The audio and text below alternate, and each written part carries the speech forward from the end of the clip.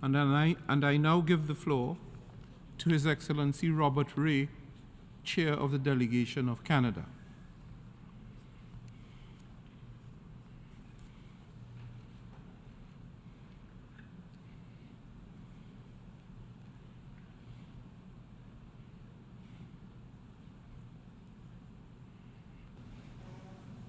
Mr. President, I'm very honored to speak to the General Assembly on behalf of the Government of Canada. I recognize that I'm doing so on the traditional territory of the Lenape people. First of all, Mr. President, I'd like to congratulate you on your election as President of the General Assembly. If I may say so, it's wonderful to see a member of the PR community taking charge, and it's been a pleasure working with you, and I'm looking forward to working with you in the time ahead. I'd also like to offer our sincere condolences to all those who have lost loved ones in the terrible floods in Libya, as well as with our dear friends in Morocco who are mourning the many lives that have been taken by the devastating earthquake. Let me assure you that Canada stands ready to assist in whatever way we can facing these challenging situations. And we're thinking today, as we see the very, very tragic photographs and videos of the Armenians who are leaving Nagorno-Karabakh after such a challenging experience over the last several months, indeed years. Mr. President, just before coming to New York, I had the opportunity to work with an Indigenous Council of Leaders in Northern Ontario in Canada, and they had what I thought was a very effective slogan, which was quite simple. It talked about the power of unity and the dignity of difference. And I think it's a theme that we should perhaps think about. Sometimes people talk about the failure of the United Nations. And I point out to them that, no, it's the divided nations that are failing. When we are united, we succeed. It's when we are divided that we fail. And so I want to suggest that we need to seize this time and all the times that we have to make a difference, but we'll only succeed if we come together. We are at the halfway point in trying to achieve the Sustainable Development Goals, which we all agreed we would work on 8 years ago. We recently adopted the Biodiversity Beyond National Jurisdiction Treaty, and we are approaching the first global stocktaking of the Paris Agreement. But listening to the speeches this last week, it's been very clear that there is a profound consensus that we are very far behind where we need to be to meet the commitments that we have all made to our populations and that we have all made to one another. The health of our planet, of our people, of our institutions, the well-being of all of our populations, and indeed our global economy are all at serious risk. When I met earlier last week with Wilton Littlechild, who's a former Grand Chief of the Confederacy of Treaty 6 First Nations and a member of Canada's Truth and Reconciliation Commission, and yes, a negotiator of the UN Declaration of the Rights of Indigenous People, he's talked to me very directly about how it's so critical that we not look at the issues in isolation. As we speak here, we go from topic to topic and from things that we have to cover to the next thing we have to cover. But it's important that we see them all as a whole. We need to recognize how things are connected. Combien de gens dans vos pays? Je peux vous assurer que les Canadiens et Canadiennes, ils s'inquiètent du coût de la vie. Ils aussi s'inquiètent aussi de l'intelligence artificielle, de l'ingérence étrangère et de la mésinformation et la désinformation. Les Canadiens vivent aussi les crises climatiques et environnementales. Comme vous le savez très bien, comme les citoyens de New York savent très bien, cet été, les Canadiens ont connu les feux de forêt les plus destructeurs de l'histoire de notre pays. On n'a jamais vu avant cet été jusqu'à quel point nous sommes liés tous ensemble. Des feux à une échelle jamais vue, brûlant en même temps, partout. Mais le Canada n'est pas unique. Les incendies ont fait rage partout dans le monde à une échelle sans précédent. Il ne s'agissait pas d'une fenêtre sur notre avenir, mais plutôt d'un témoignage de notre présent. Notre réponse à ces défis difficiles ne doit pas être complaisante, divisée ou nostalgique du passé. Il ne s'agit pas de pointer du doigt ou de chercher des panacées. Il s'agit de prendre des mesures concrètes pour aider à relever, tant au Canada que dans le monde entier, les défis auxquels nous sommes confrontés tous ensemble. So, we are taking steps at the national level, of course. And it is entirely right and normal that all of us would be taking steps at home to deal with the crisis that we face. For example, in Canada, we've made a decision to admit more people into our country than ever before, because we have found and discovered that immigration has made us a better country and it's made us a better place to live. We've also decided to put a price on carbon, because we know that we must do everything we can to stem climate change, even as we know that we have to do more ourselves.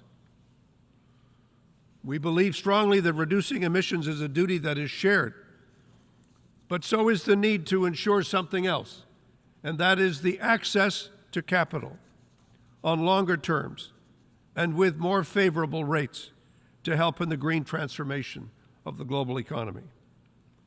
That is why we have now agreed to donate more of our special drawing rights at the International Monetary Fund. As the Prime Minister announced last week, we have made the decision to grant 48% of our own drawing rights to other countries. That's the highest number among those who have the drawing rights, and we would encourage others to follow that example. We've also continued to search for ways to break down gender barriers and to end systemic racism, to not be afraid to describe it as such, and to say that it's something we have to continue to deal with, to protect and to promote the rights of two-spirit, lesbian, gay, bisexual, transgender, queer, intersex, and asexual individuals and communities in all their diversity. And let me say from this platform why we do that and why I describe it in this way. It is because it is so fundamental to human nature itself to let people be themselves, to let people be who they are, and to have the right to celebrate their own identity without repression, without division, without discrimination. It's foundational for us. And yes, so is walking the path towards reconciliation with Indigenous peoples. Because with full humility and in full recognition of our own faults, we have found strength in diversity, purpose in equity, and unity in inclusion. And like many others, we have found greater peace in finally admitting the truth of who we are. Mr. President, late last month, at the invitation of the government of Panama, I had the opportunity to visit the Darien Gap, which is the jungle that serves as the border between Colombia and Panama. I saw the irregular migration crisis unfolding there, as we call it, where, in real terms, what is it? It's hundreds of thousands of men, women, and especially children who are risking their lives to cross the gap. The sheer number of people who are crossing and on this journey is shocking, and it has to be seen in a much broader light. I had the chance to speak with individuals from many different countries, of course from the region, but also from Afghanistan, from China, and from Syria. And this regional crisis, which is now very much in the Americas, is part of a global crisis. There are today over 108 million people that are forcibly displaced around the world. Hundreds of thousands of Rohingya remain displaced in Bangladesh and in their native Rakhine, as the military junta continues its brutal and illegal crackdown in Myanmar. In Afghanistan, where the de facto authorities are repressing the rights of women and girls, over 5 million people are displaced or refugees. After more than 12 years of war, more than 12 million Syrians are internally displaced or refugees in neighboring countries. 2 million have now been displaced by the conflict in Sudan, including those already scarred by the genocidal violence in Darfur. Les conflits sont le principal moteur de cette crise mondiale, tout comme les changements climatiques, les catastrophes naturelles et l'insécurité économique. Les personnes qui cherchent à traverser la région de Darien fuient tous ces facteurs de déplacement. Les nombreuses personnes qui cherchent à traverser m'ont fait voir les conséquences de notre action ou notre inaction ici aux Nations Unies. Et ma visite a renforcé ma conviction profonde que ce que nous disons et ce que nous faisons ici aux Nations Unies est profondément important dans la vie des gens que nous représentons. Nous devons nous rappeler notre pouvoir collectif. Comme j'ai dit avant, que le pouvoir est dans l'unité et non pas dans la division. Et notre responsabilité de faire le plus de bien possible pour le plus grand nombre de personnes. J'étais touché, franchement, par le travail remarquable des Nations Unies et de toutes les organisations humanitaires que j'ai visitées. Et nous voyons partout dans le monde que les besoins humanitaires ont atteint des sommets historiques. Pourtant, le financement est nettement insuffisant. Nous connaissons tous que les solutions les plus durables sont politiques. Ils doivent s'attaquer aux causes sous-jacentes des crises humanitaires tout en trouvant des solutions durables qui respectent la dignité humaine et les droits de la personne et créent les cadres durables pour le développement économique et de la prospérité. C'est aussi vrai en Afghanistan qu'au Myanmar, en Syrie qu'en Soudan. We're also at a crossroads, as you said, Mr. President, in your opening address. We're at a crossroads in history on two issues that are closely linked: gender equality and democracy. I was in the hall when the President of South Africa was speaking, and he eloquently reminded us in his speech that the achievement of the SDGs depends on the empowerment of women in all spheres of life. He called for the provision of adequate health services to every woman, child, and adolescent, every kid, and made a passionate plea for the equal representation of women in decision-making. President Ramaphosa is absolutely right. Yet, sometimes today, we are told at the UN, when we're in our negotiations, that gender is too divisive an issue. We're told that to seek ambition in this area is insensitive. I've heard these words myself, that it should be put aside for compromise. Well, I could not disagree more. For us, gender equality is not an issue to be bartered against perceptions of progress, nor is it just a nice to have or something that can be said but always has to be qualified. Gender equality, the equality between men and women, the equality between all human beings, it is core to our dignity. It is the foundation of freedom. It is the foundation of justice. And it is the foundation of peace. If we cannot treat ourselves as equals, we will never achieve the things that we want to achieve. It's also essential in our work on financing for development and in the reform of the global financial architecture. And we are committed to responding to the calls of developing countries in these discussions. As I've mentioned before, it's not just what I say, it's what we do. And what we have done is indicate and take the decision that we're moving forward with respect to the SDRs, as we've been asked to do. Sustainable economic growth cannot be realized if the opportunities for women, who represent half the population, are suppressed. At the same time, as we put great emphasis on the importance of equality, we also have to uphold the values of free and democratic societies. We cannot bend the rules of state-to-state relations for political expediency, because we've seen and continue to see the extent to which democracies are under threat through various means of foreign interference. But the truth is, if we don't adhere to the rules that we've agreed to, the very fabric of our open and of our free societies may start to tear. We also have to protect and promote the principles of equality and universality of access to health care for all, including sexual and reproductive health rights for all women. By building open, inclusive societies, and by promoting and protecting human rights for all, everyone benefits. And this is how we get closer to equality and get closer to justice. Monsieur le Président, je tourne maintenant à la situation en Haïti. Nous devons également travailler ensemble pour faire face à cette crise urgente, la crise humanitaire, politique et civile en Haïti. La semaine dernière, le Premier ministre Trudeau a convoqué une réunion du groupe consultatif spécial sur Haïti, que le Canada est fier de présider.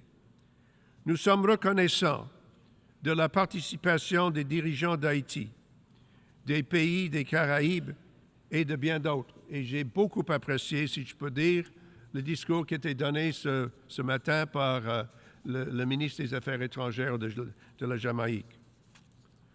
Nous avons entendu très clairement que la situation en matière de sécurité en Haïti va mal.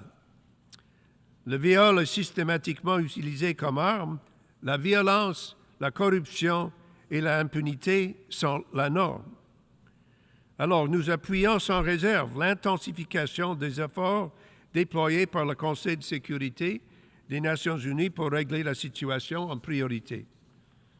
L'offre du Kenya de diriger une mission d'assistance de soutien à la sécurité en Haïti témoigne de son leadership et de sa solidarité. Nous saluons également des promesses de contribution faites par la Jamaïque, les Bahamas et d'autres pays. Et nous félicitons les pays et les organisations internationales qui se sont joints au groupe de coordination de l'aide à la sécurité internationale qui a été annoncé en juin dernier par la ministre des Affaires étrangères du Canada, Mme Mélanie Joly. Le Canada a beaucoup investi dans le secteur de sécurité en Haïti et nous allons continuer de faire ce travail. Nous encourageons les autres à se joindre à nous dans cet effort. En même temps, nous poursuivons notre appel pour un dialogue politique inclusif et nous encourageons encore toutes les parties prenantes à travailler ensemble dans un esprit de compromis pour le bien du peuple haïtien. C'est essentiel pour rétablir l'ordre constitutionnel, ouvrir la voie des élections libres et équitables et ultimement s'attaquer aux causes profondes de la violence. Mais avant tout, une approche globale, une approche qui appuie les solutions dirigées par Haïti et qui comprend des mesures urgentes en matière de sécurité, d'aide humanitaire et de développement est absolument essentielle. Security for everyone living in Haiti is a precondition for all else that we must do. But in so doing, we must reinforce this security by working on the humanitarian crisis and on the development crisis and on the political crisis. We have to show what we can do in this joined-up effort. Mr. President, over the past decades, the Middle East and the wider world have struggled with the Israeli-Palestinian conflict. It was an issue in 1945. It's an issue today. Today, Canadians are greatly concerned by the trajectory of the conflict, noting in particular the rising levels of violence in the West Bank and in Israel, the continued risk of escalation between Israel and Gaza and groups in Lebanon, and the continued growth of Israeli settlements that do not have a foundation in international law. The measures and rhetoric that make two states impossible has to stop. We are committed to the goal of a just, a comprehensive, and a lasting peace in the Middle East, which includes the creation of a Palestinian state living side by side in peace and in security with Israel. We urge both parties to return to the negotiation table and make the difficult compromises that will be required to achieve this result. We firmly believe that unilateral actions that jeopardize efforts for peace and the failure to embrace all that is entailed in creating two states.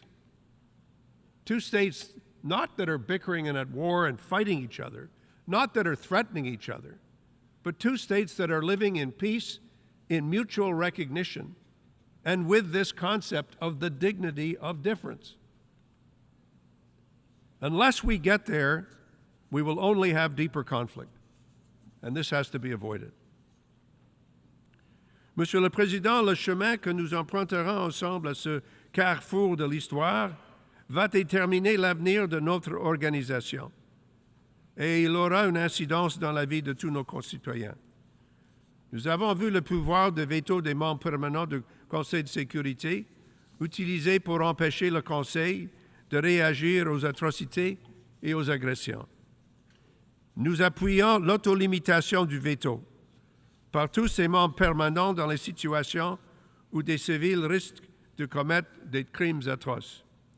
Nous soutenons également les efforts visant à élargir le nombre de membres élus du Conseil afin de garantir une représentation plus équitable d'un plus grand nombre de pays en développement dans le monde. Et nous mettons au défi tous les membres permanents d'accepter plus pleinement et publiquement la nécessité de devenir plus efficace, plus inclusif et plus transparent. C'est le moment pour la réforme. Cet appel n'arrête pas au Conseil de sécurité. Tous nos processus intergouvernementaux de tous les organes des Nations unies doivent devenir plus efficaces. Nous devons être ouverts à apporter les changements nécessaires. C'est à nous, maintenant, de décider. Oui, nous sommes à mi-chemin d'horizon 2030. Et oui, nous sommes pris de retard. Mais nous sommes aussi capables de corriger la situation et d'aller de l'avant ensemble. Le Canada est convaincu que nous pouvons le faire. Le multilatéralisme a toujours évolué. Dans le passé, c'est le cas. Ce sera le cas dans l'avenir. Mais nous devons agir. Nos institutions n'ont pas besoin d'être statiques, y compris l'architecture financière internationale. Nous avons fait notre travail avec la Jamaïque, avec nos collègues de Barbados, Mme Motley, le secrétaire général. Nous croyons tous aux possibilités de changement et de réaliser nos efforts et de faire une avance importante. Nous allons continuer d'investir comme nous avons fait dans le passé parce que nous croyons que c'est les Nations unies, car nous croyons que cette organisation peut aider à bâtir une paix durable. Mr. President, I have to conclude on a somber note. What remains the greatest threat to global peace and security today, and there's no getting around it, there's no avoiding it and not calling it for what it is, and that is Russia's full-scale invasion of Ukraine. We wake up every morning, our time, to the news of which city has been bombed, which children have been maimed, which communities have been destroyed. The Charter clearly commits us all to end the scourge of war. Those are the first words of what we are determined to do. The Russian Federation signed the charter. And yet, despite that signature, for 580 days, the Russian Federation has waged an illegal and an immoral war of aggression against a fellow member of this organization, Ukraine. The Russians went to the International Court of Justice and said, no, it's not an invasion, it's self-defense. We're exercising our jurisdiction under Article 51. And besides, there was a genocide caused by the Ukrainians. And the only problem with these arguments is the court has looked at them and said, no, it's not true. This is an invasion of one country by another country. It's the most fundamental breach of the charter one can imagine. The costs of this war are staggering. There's, first of all, the unimaginable costs counted in lives. Thousands and thousands. Hospitals, schools bombed, people displaced, children abducted, forcibly deported. President Zelensky was right when he said it's a global natural disaster. It's caused volatility to food and energy prices when the global economy is already struggling. And what has Russia's response been to this? Well, first of all, to deny that it's happening, to call it a special military operation that's caused by Article 50, generated by Article 51. These are just lies. It's not compatible with what we know and can see are the facts. Russia has also blocked the Black Sea Grain Initiative. It's holding the world's food supply hostage. It's causing the price of living to go up in every single country in the world. It's putting millions of people unemployed in countries all around the world. It's turning countries against each other.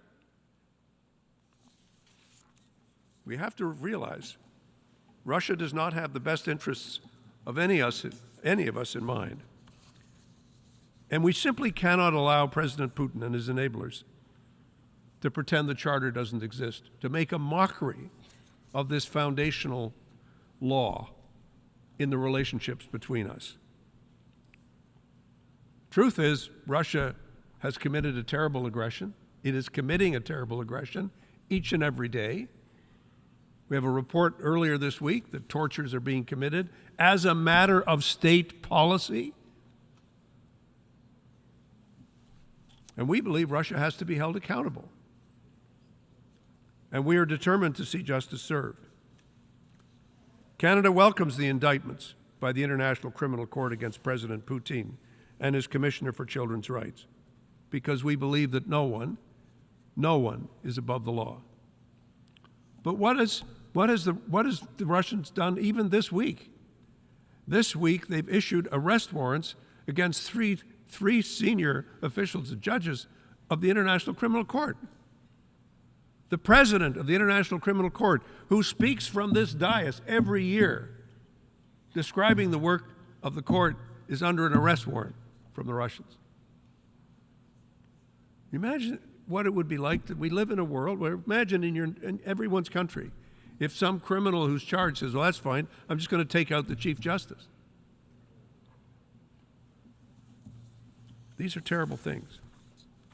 We're going to do everything we can to support Ukraine as it continues to defend itself, its people, its identity, its sovereignty, and its territorial integrity. We believe this is fully in line with our commitments under the Charter and international law. And we believe as well that it's the war that is not legal. And it is the war that is fundamentally immoral. And it is a war that has been started by Russia, and Russia can end it. Russia could end it right now by simply saying it's over and pulling its troops back. End of war. There'd be no invasion of Russia.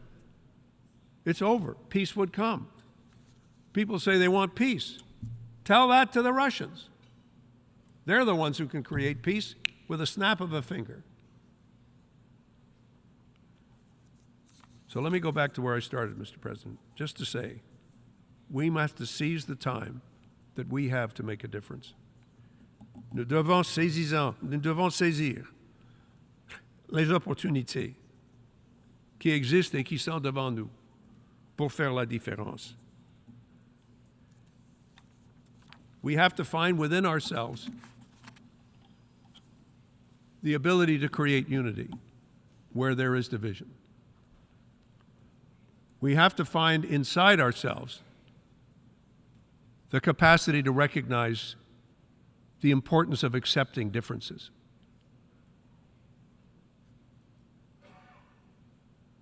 And if we can do that, then we can create a United Nations that will be worthy of the name. That is our job, that is our obligation, and that is the work we have to do. Thank you very much.